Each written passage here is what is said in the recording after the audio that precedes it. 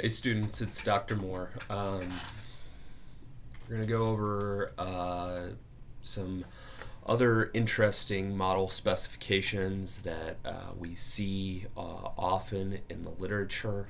Um, these are things that sometimes you may need to test theory, or maybe your model just might show and data might show that you need to be modeling your data in a slightly different way. So, as we've talked about recently, we talked about the assumptions of regression. So, we assume that linear regression is linear and additive in its form. Um, so we basically are modeling a straight line, y equals bx plus a, through points in your data. But as we've talked about, sometimes the data may not behave that way. They may not be linear. There may be bends in them, or there may be things that as we add components to them, they're not simply additive, but as one increases and another increases, they may work together to increase the effect. And so those are called interaction terms. So today we're going to go over nonlinearities and interaction terms. So here is an example of basically what data would look like if it were nonlinear. You can see here the bend in the data, and so it would be better to fit this not with a straight line, because we could pass a straight line through that, but it would basically be a flat line probably. But we can see that there's actually a real shape to it. It's quadratic in nature. The other type of nonlinearity that we're going to talk about is logging variables. Sometimes we need to log variables to more approximate linearity in our data. And then finally, when our data are not simply additive, we may need to include interaction terms. So the most common type of nonlinearity that we're going to see in the literature are polynomial terms, particularly quadratic terms. So quadratic terms are a variable squared. And an example of this that one of my students found was a woman's age and her concern for women's health issues. The student was very flabbergasted, I think, when she looked at the data and did not see that as women got older, they became more concerned about women's health issues. All of her theories suggested that as women got older, they became more concerned. But when we actually looked at the data, when we plotted age and women's concern for health, women's health issues, we noticed that it was actually high when women were young and higher when they were older. So, in other words, when they're ready to have babies or thinking about that, then they were concerned about women's health issues. And of course, as they got older, then there was other things that they have to be concerned with. In middle age, they were not as concerned. Probably in middle age, they're either concerned more with the kids they already have or with their careers, and so it dipped.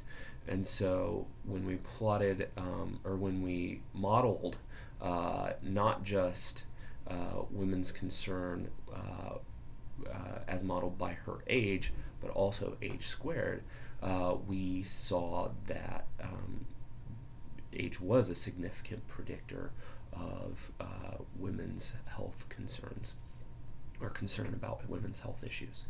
Other types of polynomial terms are age and income. Inflation adjusted income usually peaks in the mid 50s and then it goes down. And so this can be modeled by a quadratic term. And there's probably lots of others that we can think about.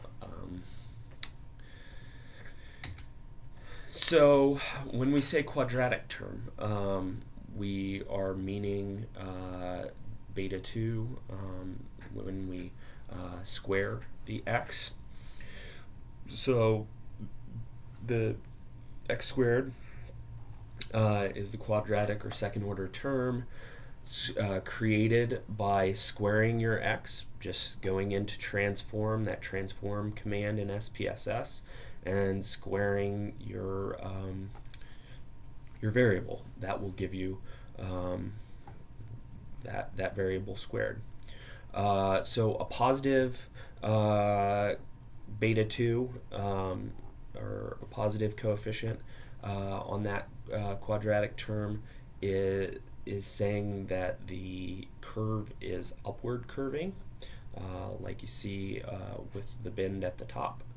A negative beta 2 is a downward curve, as the middle curve. And on the bottom, you can see that a larger value of beta 2 means that the bend is sharper. So larger absolute values of beta 2 have greater curves. So you can see that a smaller beta 2, as measured by the red line, would be flatter. The black line or the black curve, if it's greater, would be a sharper curve. We can model other higher order terms such as beta 3, which is a cubic term. So we would do this by creating a cube and including the untransformed variable, the squared variable, and the cubed variable. And you can see that if the coefficient on beta 3 is positive, then the curve starts down low, and then it bends, and then it bends again, and then it goes up again. If it's a negative beta 3, then this curve starts high, comes down, bends again, and then goes down. Polynomial terms, we can have as many of them as the data will allow. And interpreting polynomial terms, they always have n-1 bends. So if we have x to the fourth, that means that there will be 3 bends. The cubed term has n-1 bends, or 2 bends in it. It's really difficult to interpret higher order quadratic terms or higher order polynomial terms well. So in practice, they're not used very much. Primarily, we're using the quadratic term. Very rarely would you see a cube.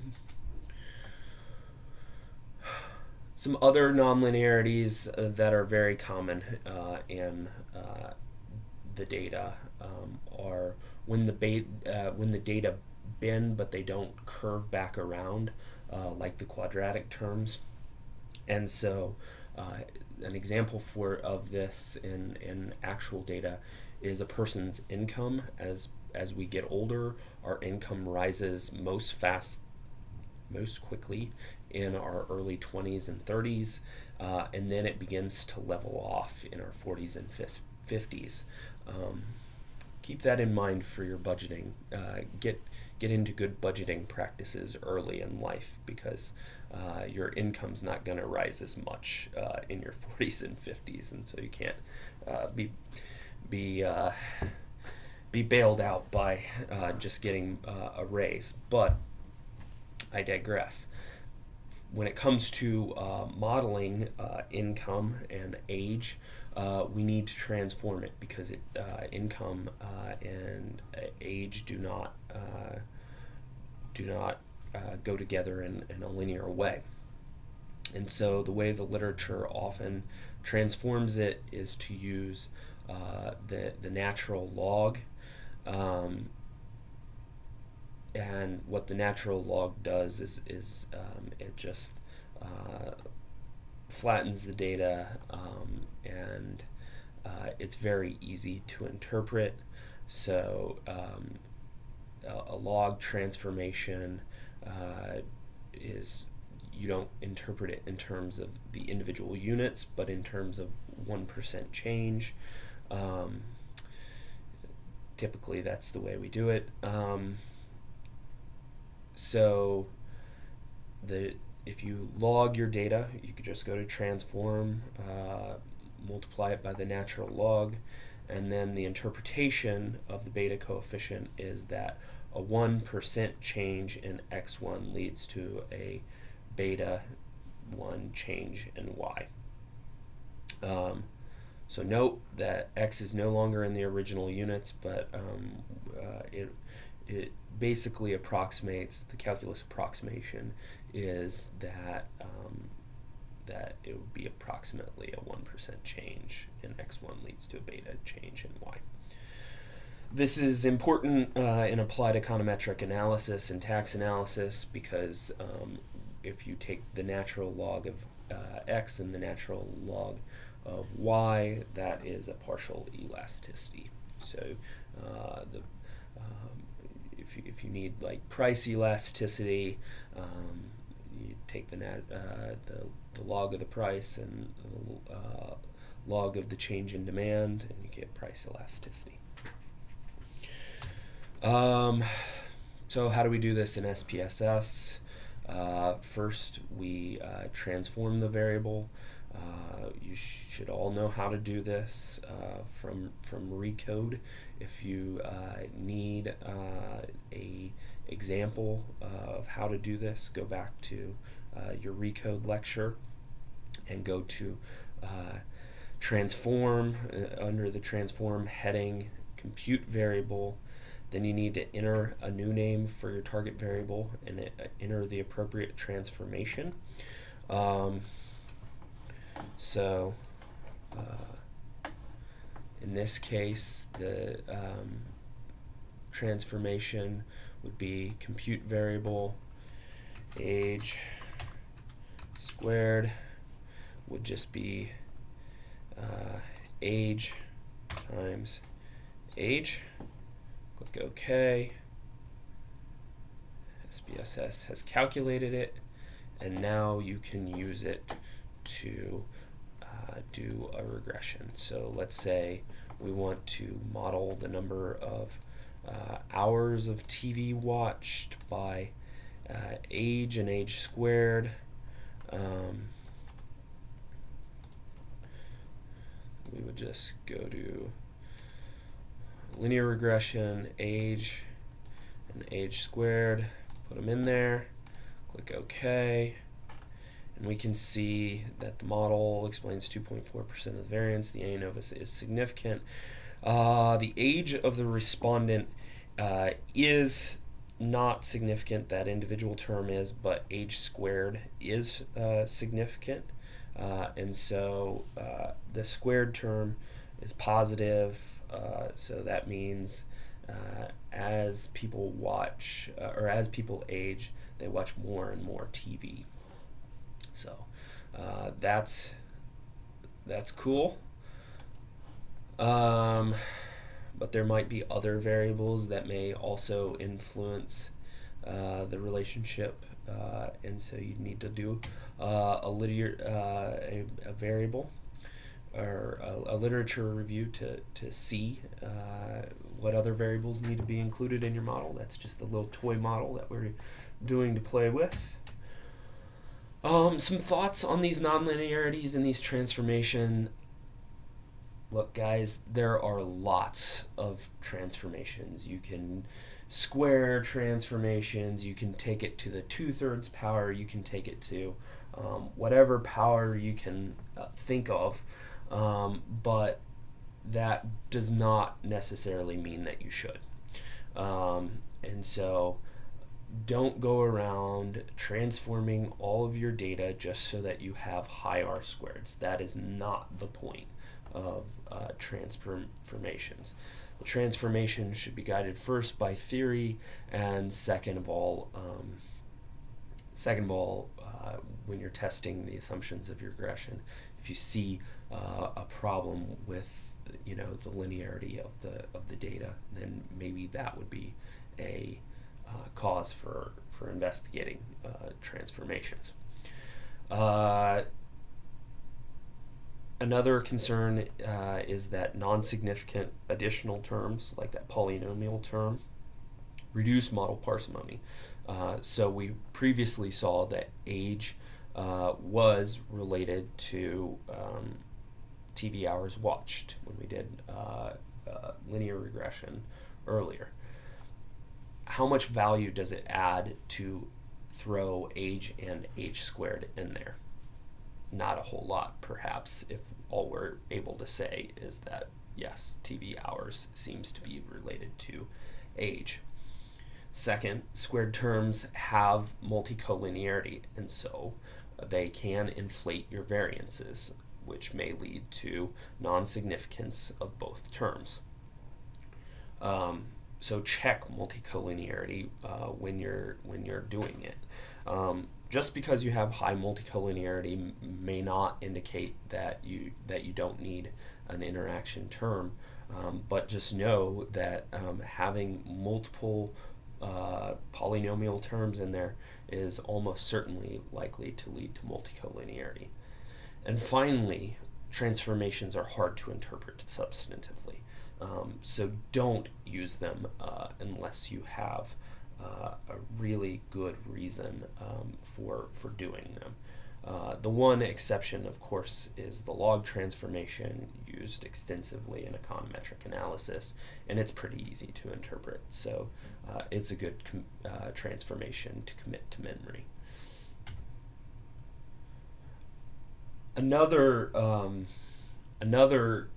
cool modeling idea is the use of interaction effects, especially where it's justified by theory. Our models are the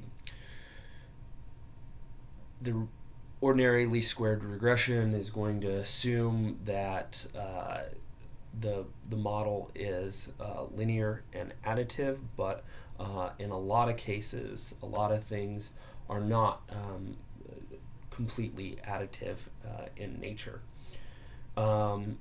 So one thing that I recently found to be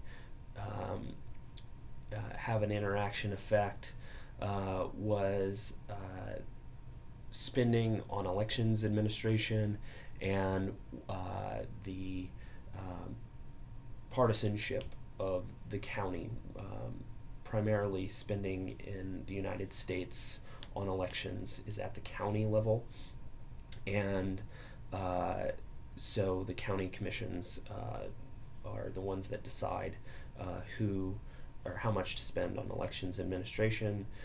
Republicans tend to be slightly more conservative in their spending priorities, so perhaps one would just assume that a Republican county commission would spend less than a Democratic county commission on elections administration. And what we found was that that is indeed the case, but only after a certain threshold of the population became Republican. In fact, Republicans, noted by the dashed line in this figure, spent more than non-Republican county commissions when the presidential vote cast for the Republican candidate was low.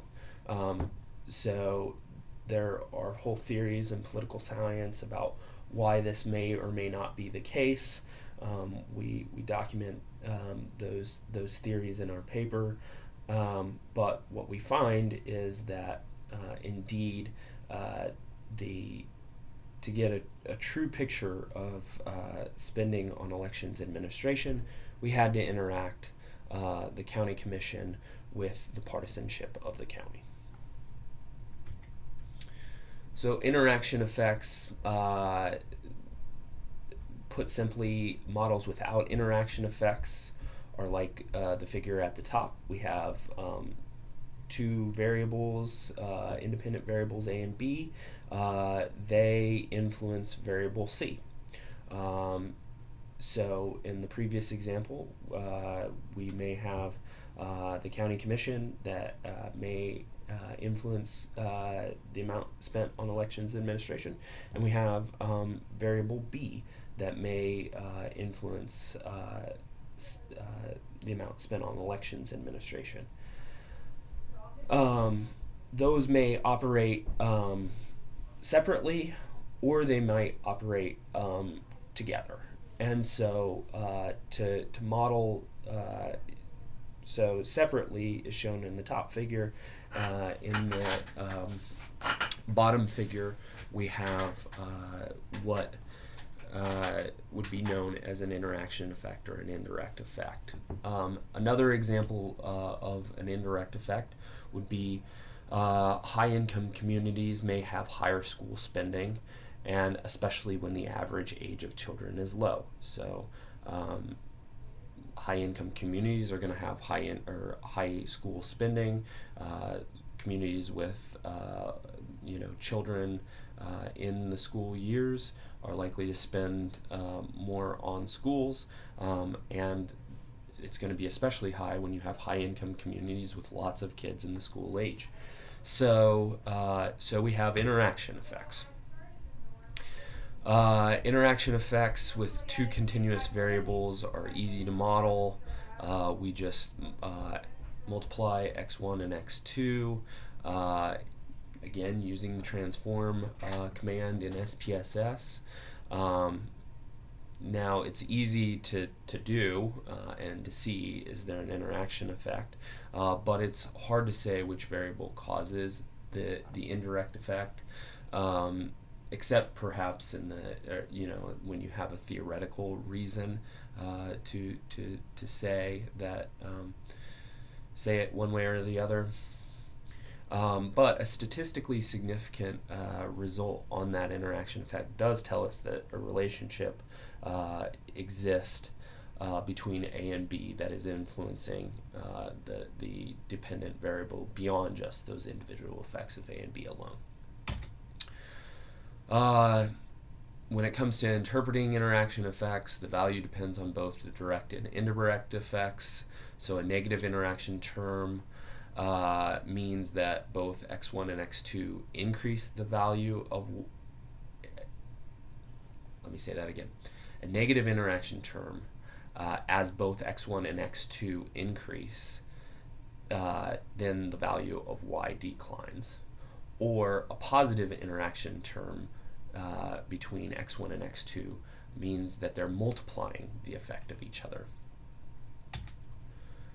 So if we want to model an interaction in SPSS, we follow similar steps to compute a new variable like we did with the nonlinear transformation.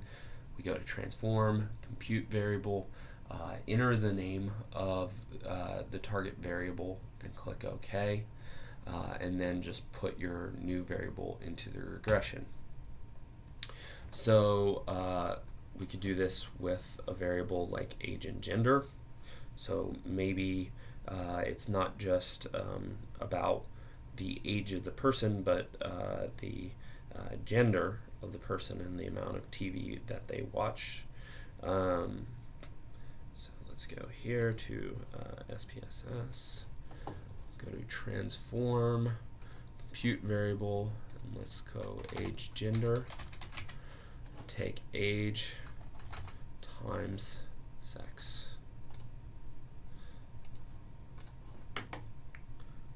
Okay, and then we're going to go to analyze linear regression and take out age squared because we're no longer interested in age squared, and we're interested in the age-gender interaction term. We also need to include sex in the model. So we need to include the component terms. We can't just include the interaction term.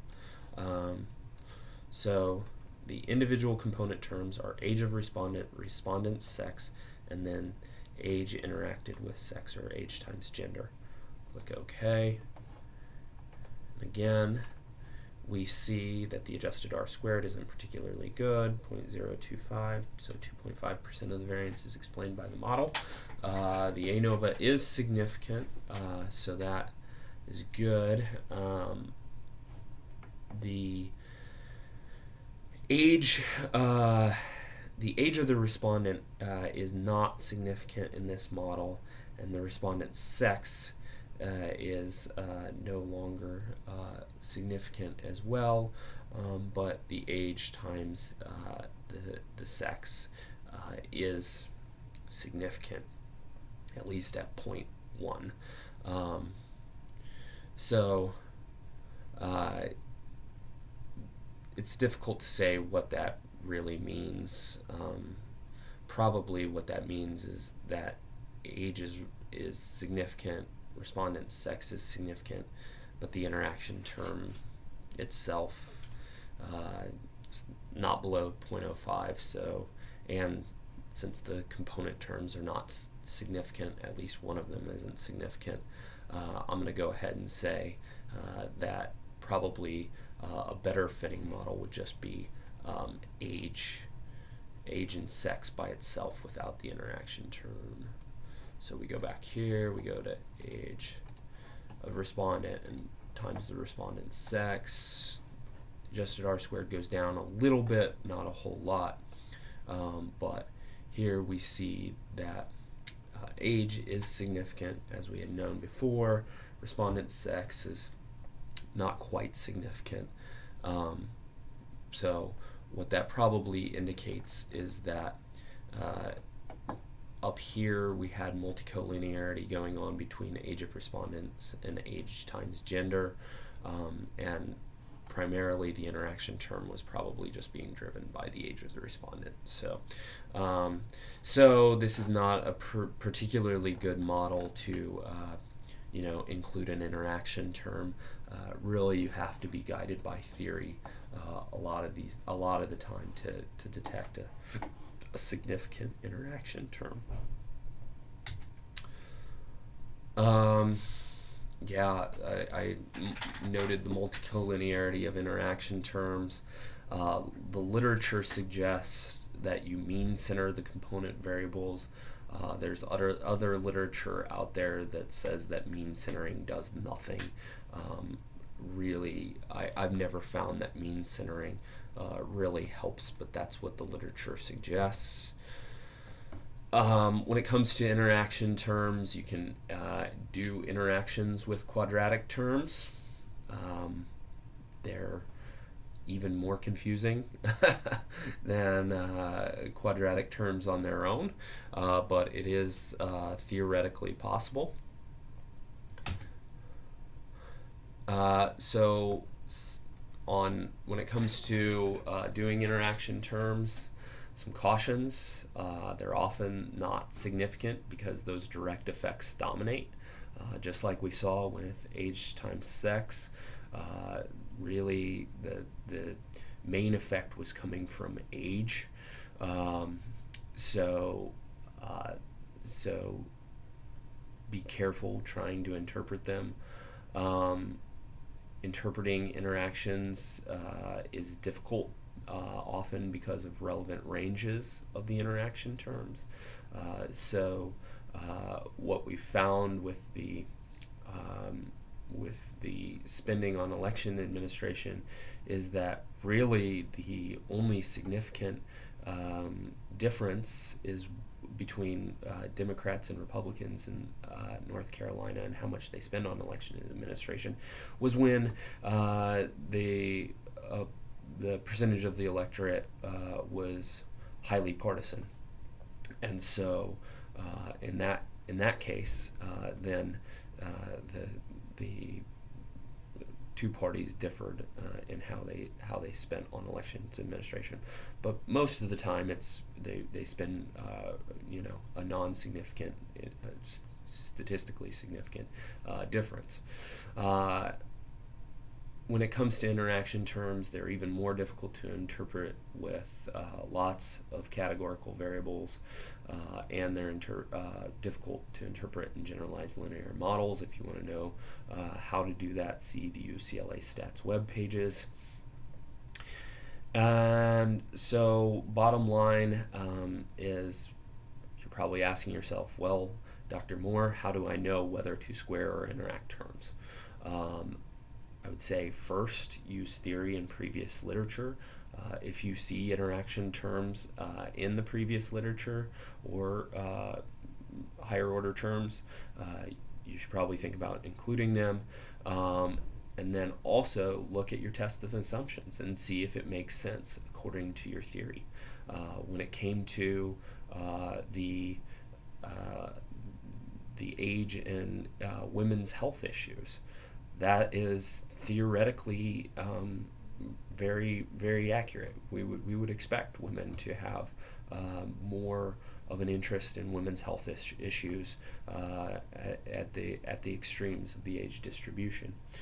And then practically you're going to have to do some model tests, test alternative models, see if the model is robust to other modeling specifications, see if it changes significantly. This, as I've tried to communicate with you all, this is not a direct linear process. This scientific method is modeled as a circle for a reason. We go around and around. We start with theory, we build hypothesis, we get data, we test it, we refine the theory, get new hypothesis, so on and so forth. So this week, what do I want you to do? More on TV. Again, apologize for the for lots of little homeworks on TV hours watching. You're gonna be bored to death by the end of this class about the amount of TV that Americans watch. But it's a good continuous variable. So model the amount of TV watched with the appropriate model. And use the age of the respondent squared, and whether the person is widowed. We've already calculated the respondent's the squared respondent's age, so just rerun the model with these three variables in it and interpret all parts of the regression. Then also note if there are any problems with the model and tell me what you should do about it. The second homework problem is to model the amount of TV watched with the age of the respondent interacted with whether they're a widow. Which variables are statistically significant, interpret them, and then tell me what this tells you about the need for the interaction term. All right, guys, I'll see you next week.